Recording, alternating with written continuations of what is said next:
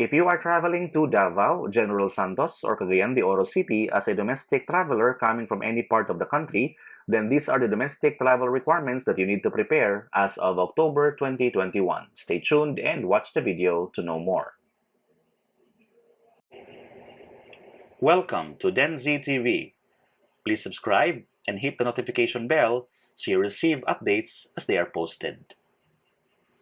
Here are the domestic travel requirements for Davao. All Davao-bound guests are required to submit the following travel documents upon check-in, starting with the locally stranded individuals and the authorized persons outside of residence or APURs. Please present a negative RT-PCR swab test result from any DOH-accredited laboratory or a negative saliva RT-PCR test result from Philippine Red Cross only, valid for 72 hours from the time the test was done until arrival in Davao City. Children who are 12 years old and below are exempted from the test requirement. Also present your valid government-issued ID and a safe Davao QR code.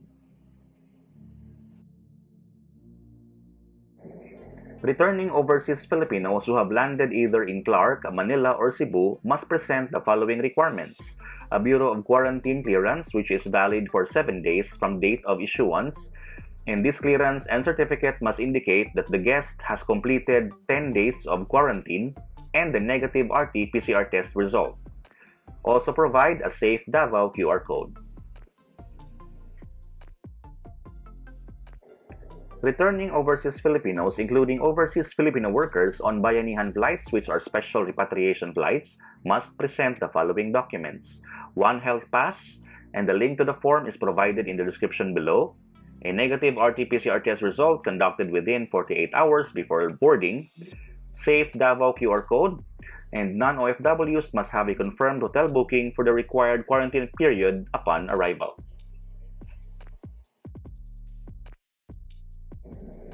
For guests who have tested positive for COVID-19 and have completed the quarantine period, please present the following requirements: a Bureau of Quarantine clearance, or a municipal or city health office certificate of completion of quarantine, provided that it is the original copy and that it is duly notarized, a copy of RT-PCR test, notarized doctor certificate of good health and fit to travel, clinical summary if hospitalized, and safe Davao QR code.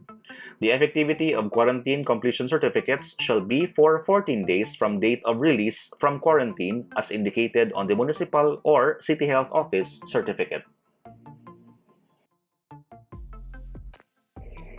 Now let's proceed to the requirements for General Santos. For guests flying to Gensan, please accomplish the following travel requirements: negative RT-PCR swab or saliva test result, valid within 72 hours from the date of release of results, a valid ID for government APUR, a travel order for government APUR, and a travel itinerary for government APUR.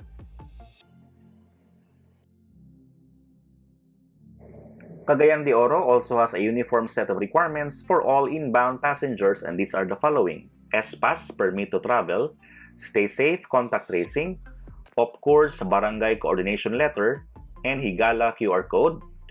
And for ROFs or returning overseas Filipinos, please present your Bureau of Quarantine clearance or certificate. The links to these websites are provided in the description below. Guests bound for cities and municipalities outside CDO and within the province of Misamis Oriental are only required to register in espass and staysafe.ph. Tourists are allowed in the province of Misamis Oriental, but note that the municipalities within the province have different requirements.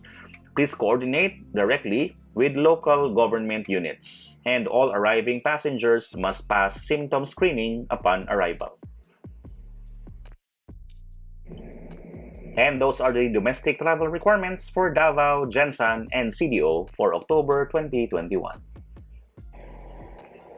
Thank you so much for watching. If you find the content of this channel valuable, remember to subscribe. Feel free to check out the other videos as well.